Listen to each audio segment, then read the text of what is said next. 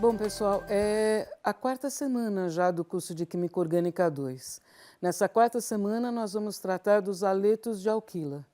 Os haletos de alquila são uma funcionalidade da qual nós já falamos na Orgânica 1, mas agora nós vamos começar a falar alguns detalhes a mais. Eu tinha prometido para vocês que sempre que entrasse uma função nova, eu ia recordar algumas das coisas que a gente já tratou na Química Orgânica 1 para recontextualizar o assunto. Então, é exatamente isso que nós estamos fazendo. Então, os haletos, existem os haletos de alquila, que é o halogênio. Halogênio é representado por X, é flúor, cloro, bromo e iodo. Esses são os halogênios família 7A. Ligado a um carbono sp3.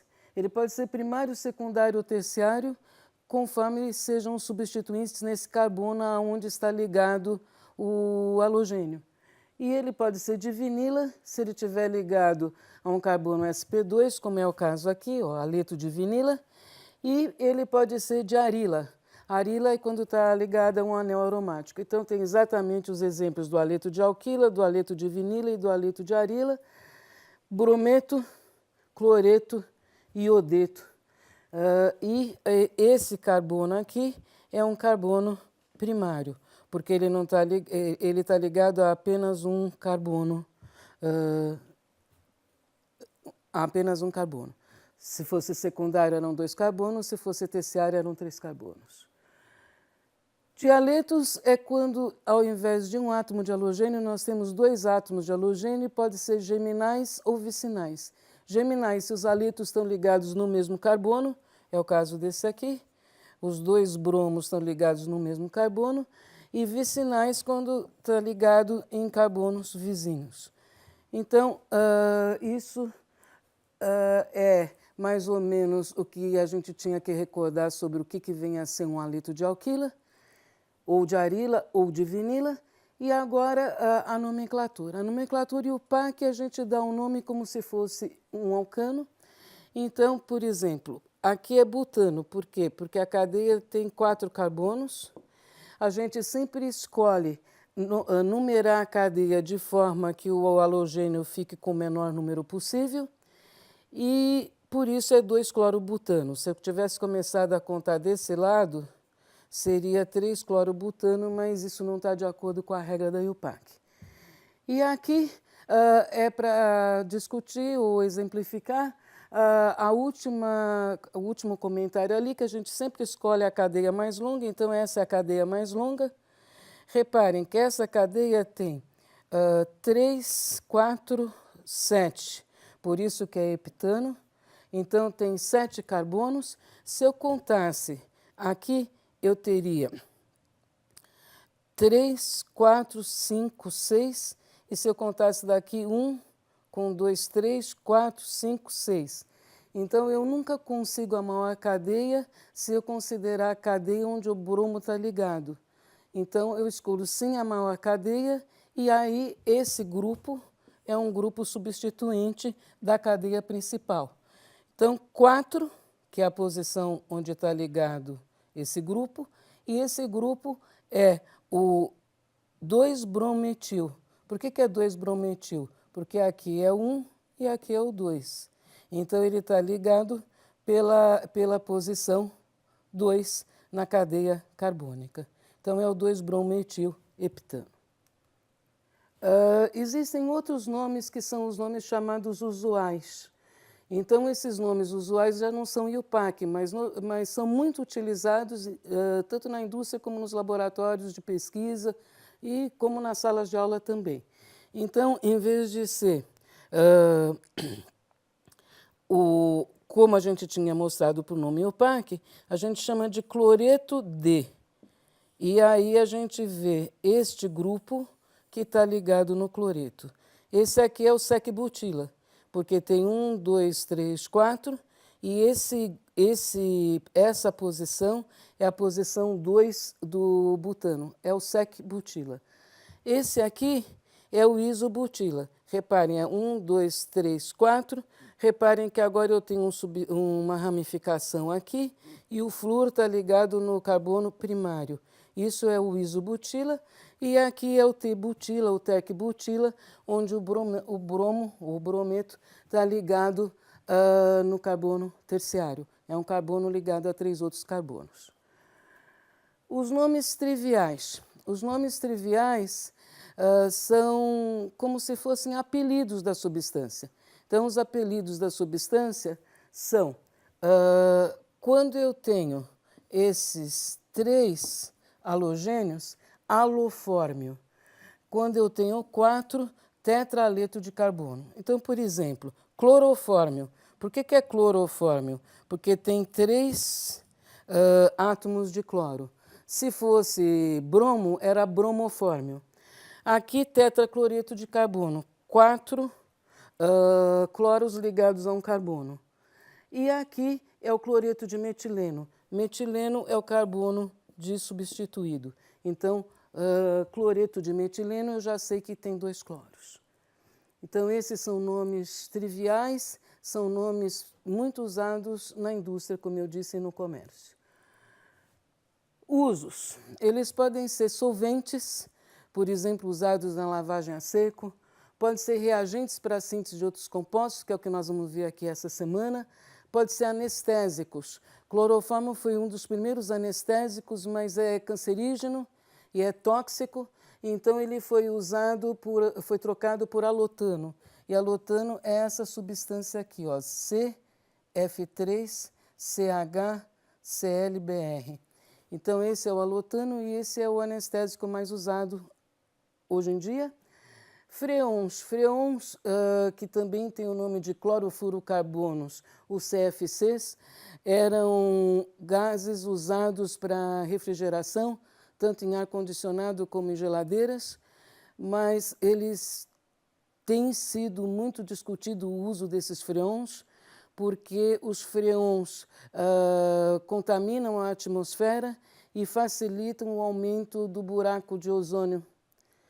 Então, como o buraco de ozônio permite que a radiação ultravioleta atinja a Terra mais intensamente, esse buraco de ozônio tem consequências para a saúde e para o aquecimento do planeta. Portanto, os CFCs estão sendo modificados por outros gases refrigerantes. O freon, que era o freon 12, foi substituído pelo freon 22, que, reparem que esse era F2Cl2 ligado no carbono, e agora é F2CHCl. Ele é menos reativo, sendo menos reativo, dá menos radicais e, portanto, diminui essas reações na atmosfera. E praguicidas era outro uso desses halocompostos. O DDT foi banido nos Estados Unidos em 72 e na Suécia em 70. No Brasil também está condenado. Nós vamos fazer algumas leituras sobre esses assuntos em textos que serão fornecidos a vocês como leitura suplementar da semana. Momentos dipolares. Bom, o que são momentos dipolares? Os haloalcanos, eles têm um carbono ligado a um halogênio. O halogênio é mais eletronegativo do que o carbono. Então, eu tenho ligações CCl, CF, CBr, CI, e isso aqui são os valores dos momentos dipolares. Reparem, 1,56, 1,51, 1,48, 1,29. Então, está diminuindo no sentido do iodo.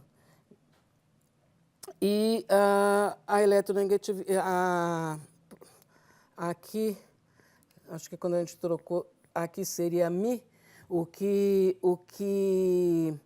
a letra que define o momento dipolar é o Mi. Então, 4,8 vezes a distância, vezes a distância em angstroms e vezes a eletronegatividade. Então, onde D, que não é D, devia ser delta, aqui é delta. Então, delta, que delta é esse? É o delta de eletronegatividade. Então, é 4,8 vezes a distância vezes a variação de eletronegatividade. E então, a eletronegatividade, como eu disse, é EN. flúor maior do que o do cloro, maior do que o bromo, maior do que o iodo. O comprimento da ligação também influi, e aí você calcula o momento dipolar. Os dipolos moleculares também dependem da geometria. Por que dependem da geometria? Porque, por exemplo, se eu tenho uma molécula angular, o momento dipolar dessa ligação e o momento dipolar dessa ligação não se anulam, tem um vetor resultante. Então, a molécula é um dipolo. Mas se ela fosse linear, um momento dipolar anulava o outro momento dipolar, e embora cada ligação fosse polar, eu tenho um momento dipolar igual a zero. Quanto maior, agora, outra propriedade, além dos momentos dipolares, se existem momentos dipolares, significa que essas moléculas são dipolos permanentes.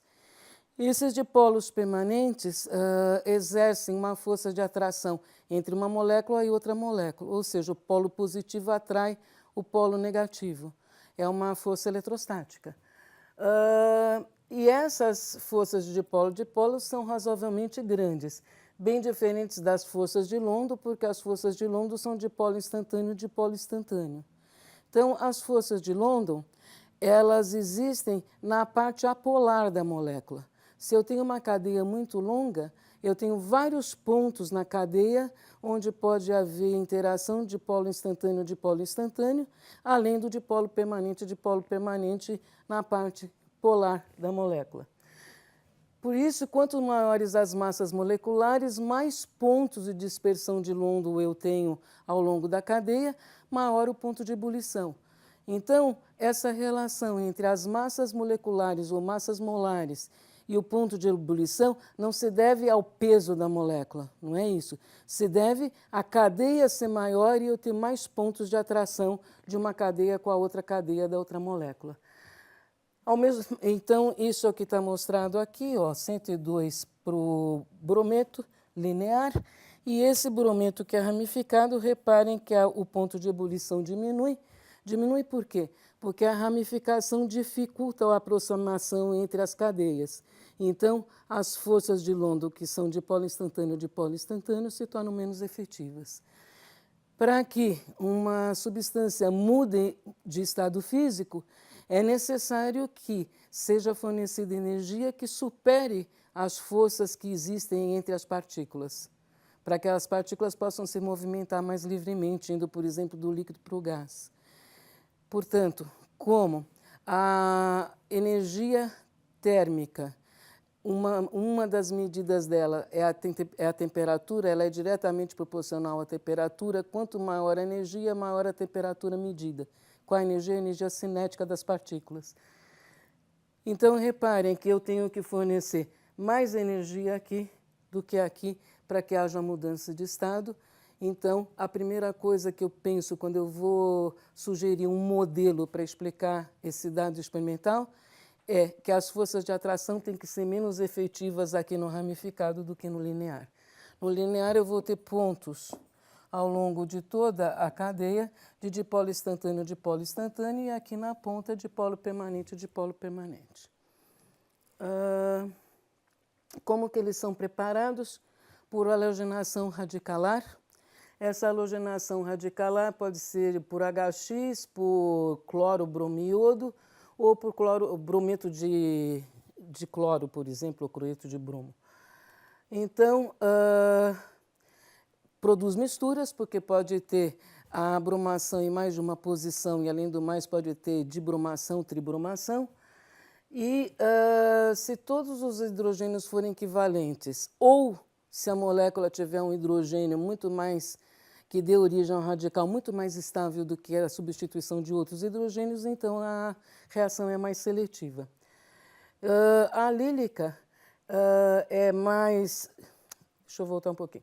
A halogenação radicalar alílica, ela é mais seletiva, tá certo? Nós vamos ver isso já já por quê.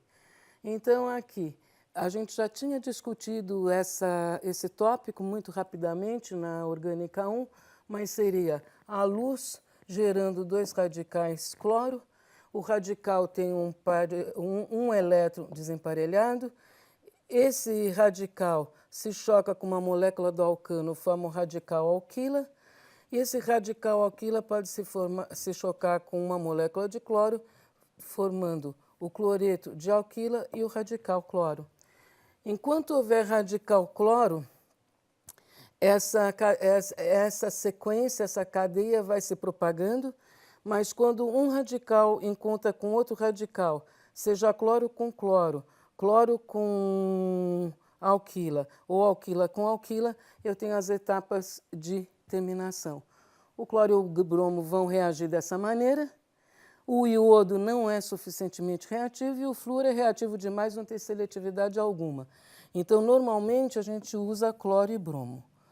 Isto aqui, na hora que eu funcionalizo a molécula de alcano, o alcano não é reativo porque não tem nenhum ponto na cadeia onde haja delta mais, delta menos, para que uma outra espécie possa atacar essa cadeia.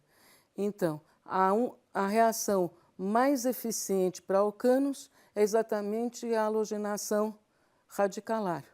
Uma vez halogenado, eu tenho agora um ponto que vai ser delta mais no carbono, delta menos no halogênio, e daí eu posso começar a fazer transformações químicas.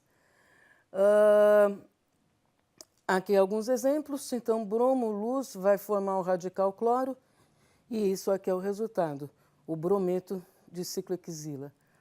Aqui um T-butil, um butano terciário. Aqui o bromo vai formar de novo radical bromo e aqui vai preferencialmente substituir nesse carbono, que esse carbono é terciário. Olha a seletividade do processo. A regioseletividade da halogenação, aqui é um resumo. Reparem, eu tenho esse alcano. Esse aqui é equivalente a esse. Então, eu tenho 6 possibilidades de hidrogênios equivalentes para reagir com o bromo radical, dando esse composto. E eu tenho só 2, em vez de 6, desse tipo aqui, que é o hidrogênio secundário. Então, são 2 possibilidades. Entretanto, este composto é majoritário. Se esse composto é majoritário, agora a gente precisa de um modelo explicativo para isso. Isso é um dado experimental. Então, o que aconteceu? Aconteceu que quando esse hidrogênio é abstraído, ele dá origem a quê? Ele dá origem a um carbono, a um radical num carbono secundário. Esse radical no carbono secundário é estabilizado por hiperconjugação. Então, ele é mais estável do que o radical do carbono primário. Portanto, o resultado não é estatístico, ele está associado com a estabilidade do radical secundário formado. É o mesmo caso da halogenação alílica. Então, na hora que a gente faz a halogenação alílica, o que se obtém é a substituição na posição vizinha à dupla, exatamente porque na hora que é abstraído um hidrogênio aqui nesta posição, eu posso estabilizar, aqui é o radical, eu posso estabilizar esse radical escrevendo estruturas de ressonância que dispersam o radical entre esses centros. Então, isso é uma posição alílica, essa é outra, são 2 posições alílicas. E se for bromo, aqui era luz HNI, tende à formação de produtos substituídos múltiplas vezes. E se eu uso, ao contrário disso, a N-bromosuccinimida, por que é a N-bromosuccinimida? Porque deriva do ácido succínico. O ácido succínico é um diácido. Então, na hora que eu reajo com derivados de nitrogênio, eu faço a N-bromosuccinimida, que reagindo com HBr em meio ácido, portanto, vai dar origem a bromo. Só que esse bromo aqui é liberado em quantidade pequena e controlada. Então, quando se usa N-bromosuccinimida, em geral não se tem múltipla substituição. Bromo na presença de luz vai dar, então, 2 radicais bromo. Esse radical bromo, encontrando com o composto alílico, vai dar esse radical. Esse radical pode ser dispersado por ressonância e, portanto, agora reagindo com o bromo que veio da bromosuccinimida, vai dar exatamente esse composto sem muitas substituições. Bom, então, isso foi a preparação dos haloalcanos. Na próxima aula, o que nós vamos ver? As reações dos haloalcanos. Exatamente qual é o tipo de reação que esses compostos sofrem.